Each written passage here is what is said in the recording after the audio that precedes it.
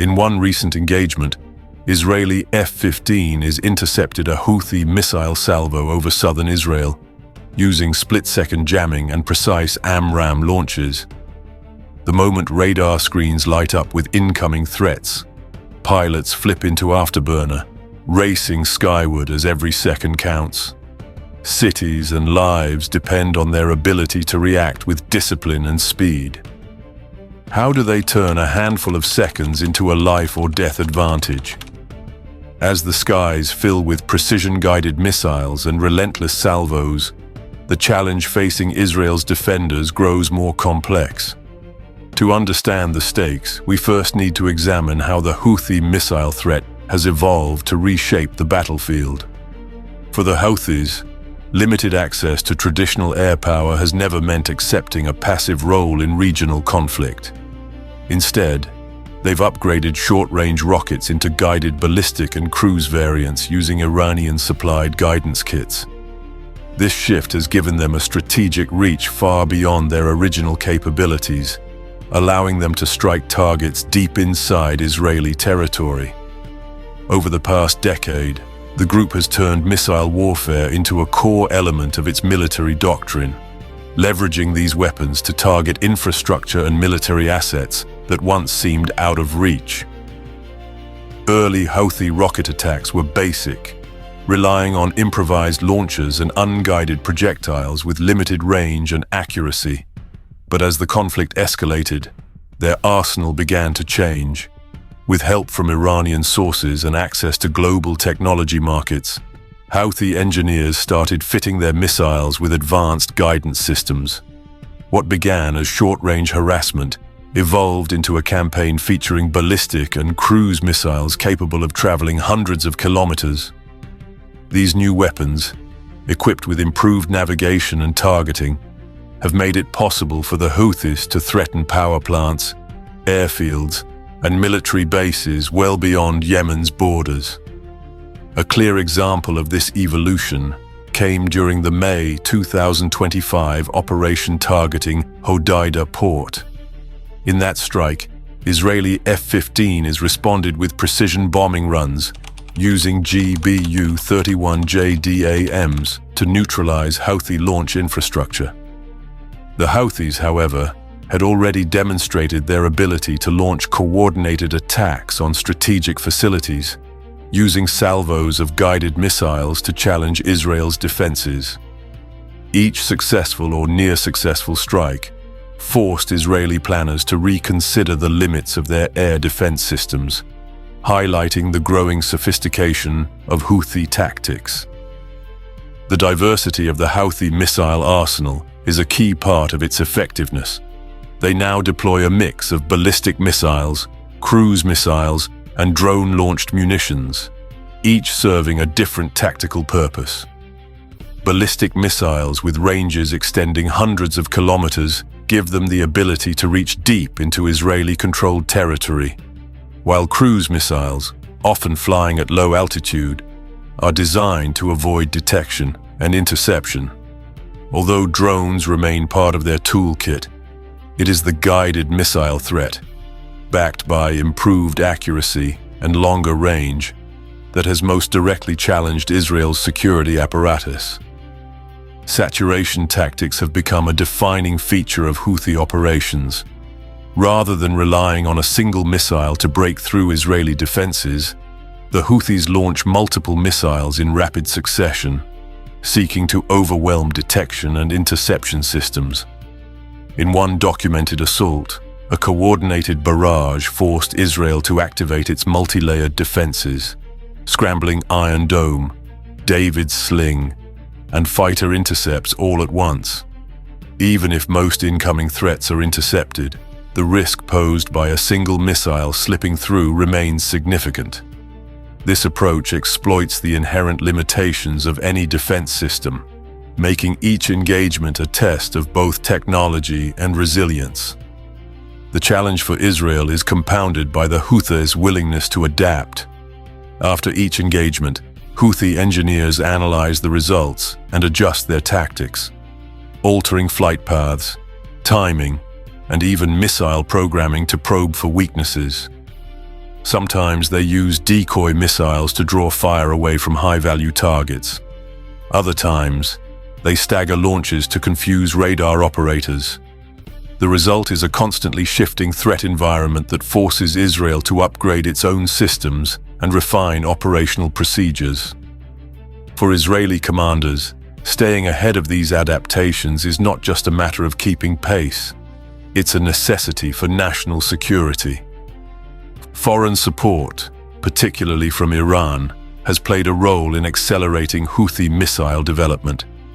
Components and designs traced back to Iranian models have appeared in Yemen, providing a technological boost that would have been difficult to achieve independently. Still, much of the innovation appears to be locally driven, with the Houthis integrating foreign technology into their own evolving arsenal. This blend of imported expertise and homegrown adaptation has made them a formidable force in the realm of missile warfare. The ongoing contest between Houthi missile salvos and Israeli defenses is a cycle of action and reaction.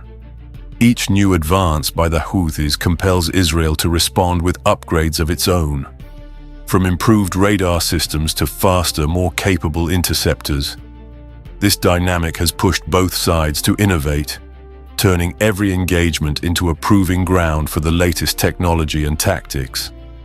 As Houthi missiles continue to test the limits of Israel's defensive shield, the response increasingly depends on the agility and firepower of Israel's fighter squadrons. The next layer of defense is not just about ground-based interceptors, but also the aircraft that have become the backbone of Israel's air superiority. Israel's fighter squadrons remain central to the country's defense, with the F-15 and F-16 forming the core of its response to evolving missile threats. These aircraft are not just relics of earlier eras. They have been continuously upgraded to meet the challenges of modern warfare. The F-15I, a specialized version of the F-15E Strike Eagle, stands out for its ability to strike distant targets. Its conformal fuel tanks carry an additional 845 gallons of JP-8, doubling its range from 800 kilometers to 1,600 kilometers.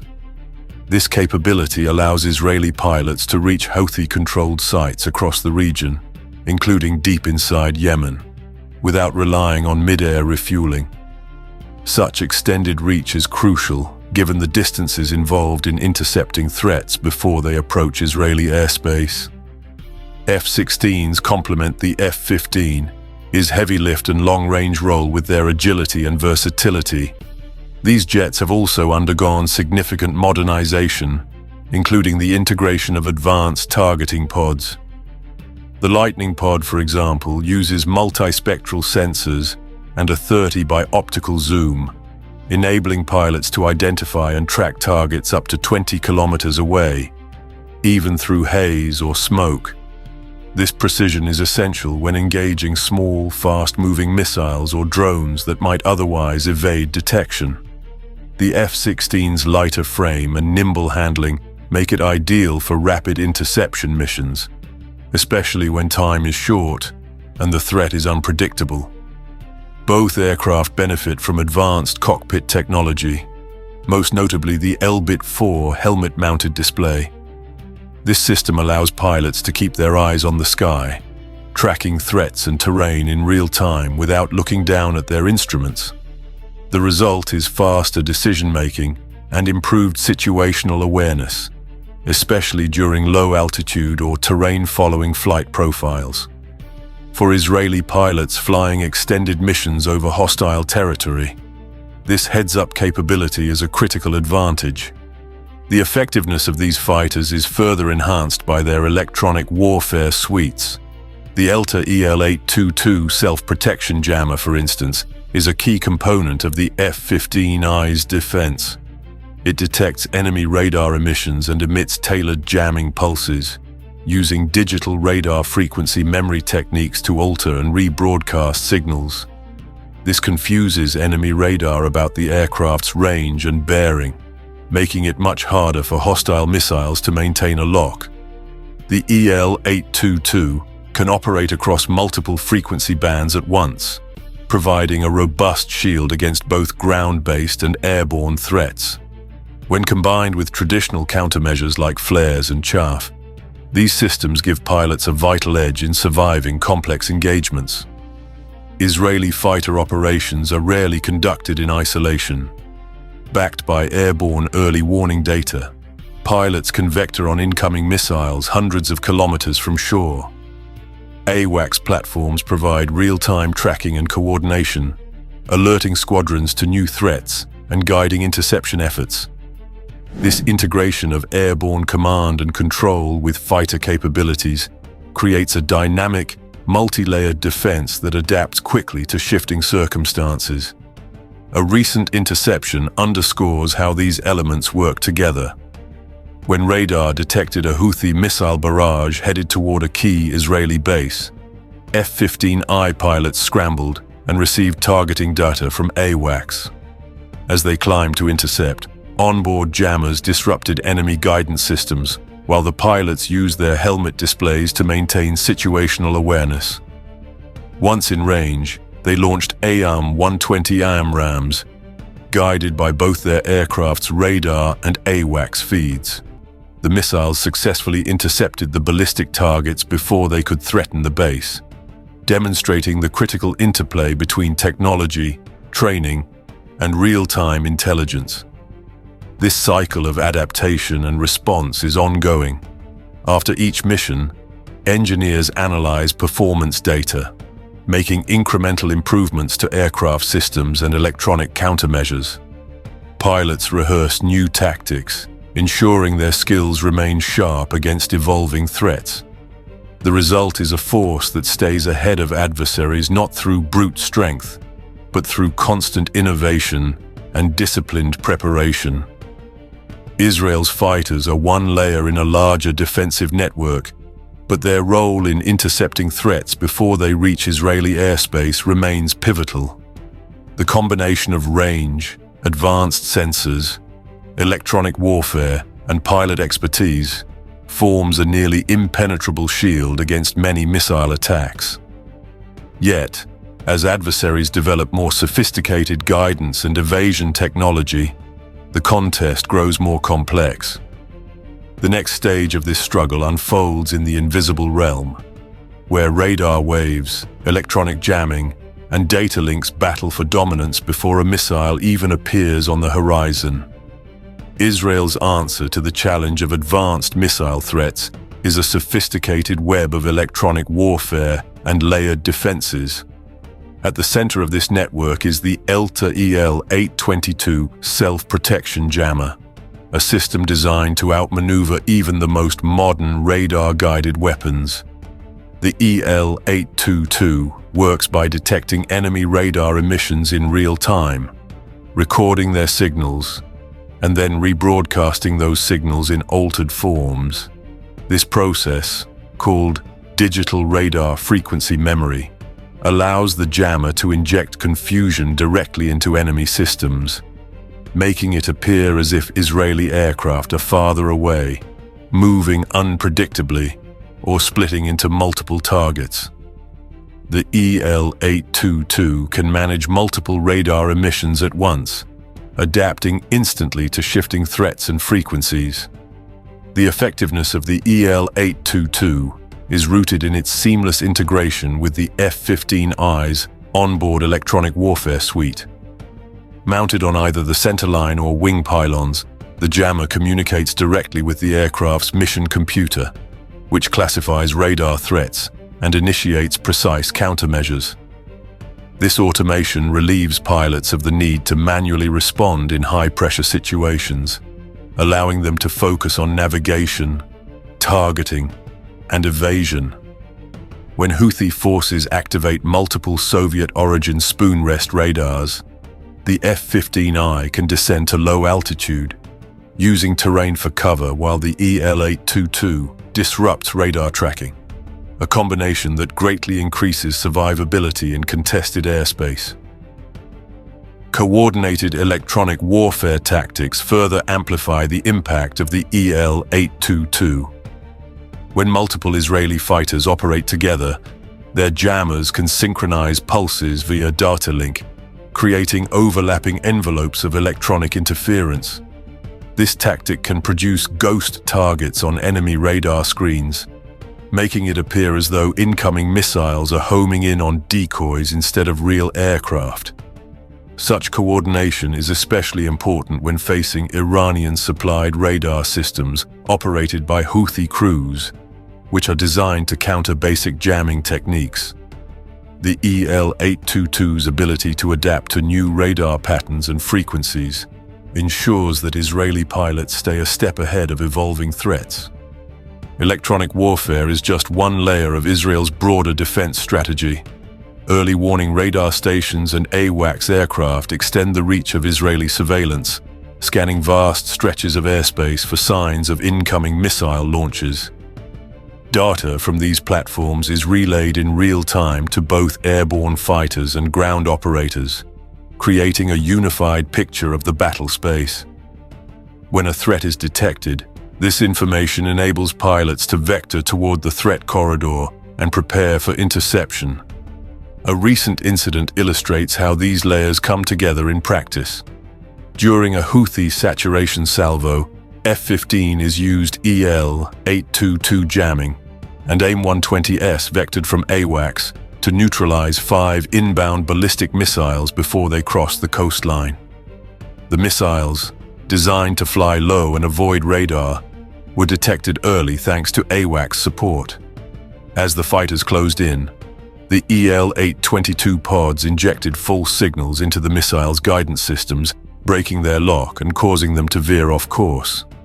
At the same time, pilots launched AIM-120 AMRAAM missiles, guided by continuous AWACS data, to intercept the remaining threats. The result was a coordinated defense that prevented the barrage from reaching its intended targets. The AIM-120 AMRAAM's integration with AWACS is a critical element in this system. AWACS provides real-time targeting updates, guiding the missile in flight and allowing it to adjust its course as the threat evolves. This partnership between human operators, airborne sensors, and advanced munitions enhances the precision and reliability of each interception, ensuring that Israeli defenses remain resilient against massed attacks. Despite these successes, the contest is never static. Every encounter prompts both sides to adapt. Houthi crews study Israeli tactics, adjust their missile programming, and refine their launch profiles to exploit any vulnerability. Israeli engineers respond with software upgrades for the EL-822, new jamming sequences, and more sophisticated coordination between platforms. Pilots undergo intensive training to simulate the pressures of electronic warfare, learning to operate in environments filled with jamming, decoys, and saturation attacks. Layered defenses mean that no single system bears the entire burden of protection. If a missile manages to bypass airborne jamming, it must still contend with ground-based interceptors like Iron Dome or David's Sling. Each layer supports the others, reducing the chance that a coordinated attack will overwhelm the system as a whole. This synergy is the hallmark of Israel's approach: multiple, overlapping lines of defense, each designed to compensate for the potential gaps of the others. These engagements reveal the reality of modern aerial conflict, where technological innovation and human adaptability are tested in every exchange. Each new threat brings a new response, and every successful defense challenges adversaries to rethink their approach. The ongoing duel between missile salvos and electronic countermeasures is more than a tactical contest. It is a glimpse into the changing nature of warfare itself, where the next breakthrough could redefine the balance at any moment. The ongoing contest between Houthi missiles and Israeli defenses highlights how every new missile design prompts a rapid answer from Israel's engineers and pilots. As each new missile variant emerges, Israel's teams counter with advanced jammers, AWACS coordination, and standoff weapons, ensuring the duel in the sky never favors one side for long. This evolving cat-and-mouse dynamic is shaping the future of aerial warfare.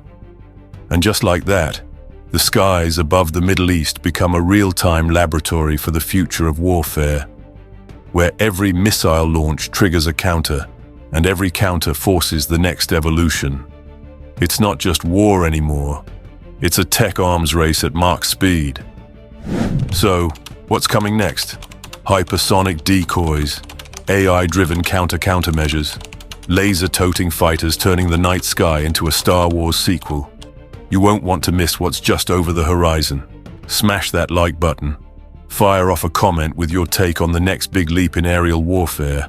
And most importantly, subscribe to Military Air so you're always cleared hot for the next mission debrief. We're just getting started. Strap in.